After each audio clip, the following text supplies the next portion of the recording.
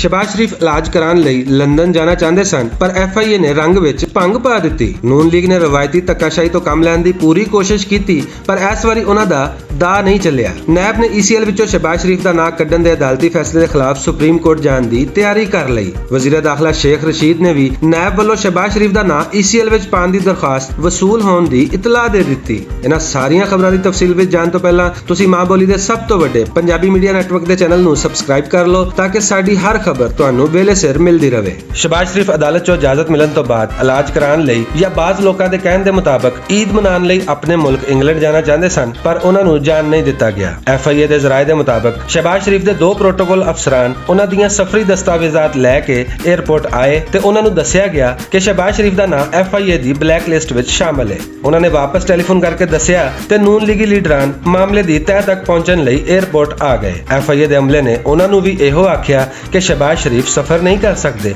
ਲਿਹਾਜ਼ਾ ਉਹਨਾਂ ਨੂੰ 에ਅਰਪੋਰਟ ਆਉਣ ਦੀ ਜ਼ਹਿਮਤ ਨਹੀਂ ਕਰਨੀ ਚਾਹੀਦੀ। ਜਦੋਂ ਲੀਗੀ ਲੀਡਰਾਂ ਦੀਆਂ ਧਮਕੀਆਂ ਨੇ ਵੀ ਕੰਮ ਨਾ ਵਿਖਾਇਆ ਤੇ ਫਿਰ ਮੀਆਂ ਸਾਹਿਬ ਨੂੰ ਵੀ 에ਅਰਪੋਰਟ ਬੁਲਾ ਲਿਆ ਗਿਆ ਤੇ ਮੀਆਂ ਸਾਹਿਬ ਨੇ ਅਦਾਲਤੀ ਫੈਸਲਾ FIA ਹੁਕਾਮ ਦੇ ਸਾਹਮਣੇ ਰੱਖ ਕੇ ਸਫ਼ਰ ਕਰਨ ਦੀ ਗੁੰਜਾਇਸ਼ ਬਣਾਉਣ ਦਾ ਆਖਿਆ। ਪਰ ਫਿਰ ਵੀ FIA ਹੁਕਾਮ ਦਾ ਆਖਣਾ ਸੀ ਕਿ ਜਦੋਂ ਤੱਕ ਉਹਨਾਂ ਦੀ ਬਲੈਕ ਲਿਸਟ ਵਿੱਚ ਸ਼ਹਿਬਾਜ਼ ਸ਼ਰੀਫ ਸਾਹਿਬ ਦਾ ਨਾਮ ਮੌਜੂਦ ਹੈ, ਉਦੋਂ ਤੱਕ ਉਹ ਸ਼ਹਿਬਾਜ਼ ਸ਼ਰੀਫ ਸਾਹਿਬ ਨੂੰ ਸਫ਼ਰ ਕਰਨ ਦੀ ਇਜਾਜ਼ਤ ਨਹੀਂ ਦੇ ਸਕਦੇ। ਲਿਹਾਜ਼ਾ ਸ਼ਹਿਬਾਜ਼ ਸ਼ਰੀਫ ਸਾਹਿਬ ਨੂੰ ਵਾਪਸ ਘਰ ਜਾਣਾ ਪੈ ਗਿਆ। ਲੀਗੀ ਸਿਆਸੀ ਵਰਕਰਾਂ ਨੂੰ ਮੁਬਾਰਕ ਹੋਵੇ ਕਿ ਮੀਆਂ ਸ਼ਹਿਬਾਜ਼ ਸ਼ਰੀਫ ਇਹ ਈਦ ਲਾਹੌਰ ਵਿੱਚ ਹੀ ਮਨਾਉਣਗੇ। ਦੂਜੇ ਪਾਸੇ ਨੈਬ ਨੇ ਲਾਹੌਰ ਹਾਈ ਕੋਰਟ ਦੇ ਇਸ ਫੈਸਲੇ ਦੇ ਖਿਲਾਫ ਸੁਪਰੀਮ ਕੋਰਟ ਜਾਣ ਦੀ ਤਿਆਰੀ ਵੀ ਕਰ ਲਈ ਹੈ, ਜਿਹਦੇ ਤਹਿਤ ਸ਼ਹਿਬਾਜ਼ ਸ਼ਰੀਫ ਹੋਰਾਂ ਨੂੰ ਬਰਤਾਨੀਆ ਜਾਣ ਦੀ ਇਜਾਜ਼ਤ ਦਿੱਤੀ ਗਈ ਸੀ। ਯਾਨੀ ਹੋ ਸਕਦਾ ਹੈ ਕਿ ਮੀਆਂ ਸਾਹਿਬ ਈਦ ਤੋਂ ਬਾਅਦ ਵੀ ਲੰਦਨ ਨਾ ਜਾ ਸਕਣ। ਵਜ਼ੀਰ ਦਾਖਲਾ ਸ਼ੇਖ ਰਸ਼ੀਦ ਹੋਰਾਂ ਨੇ ਵੀ ਨੈਬ ਵੱਲੋਂ ਇੱਕ ਦਰਖਾਸਤ ਮੌਸੂਲ ਹੋਣ ਦੀ ਇਤਲਾਹ ਦੇ ਦਿੱਤੀ ਹੈ, ਜਿਹਦੇ ਵਿੱਚ ਸ਼ਹਿਬਾਜ਼ ਸ਼ਰੀਫ ਦਾ ਨਾਂ ECL ਵਿੱਚ ਪਾਉਣ ਦੀ ਗੁਜ਼ਾਰਿਸ਼ ਕੀਤੀ ਗਈ ਹੈ।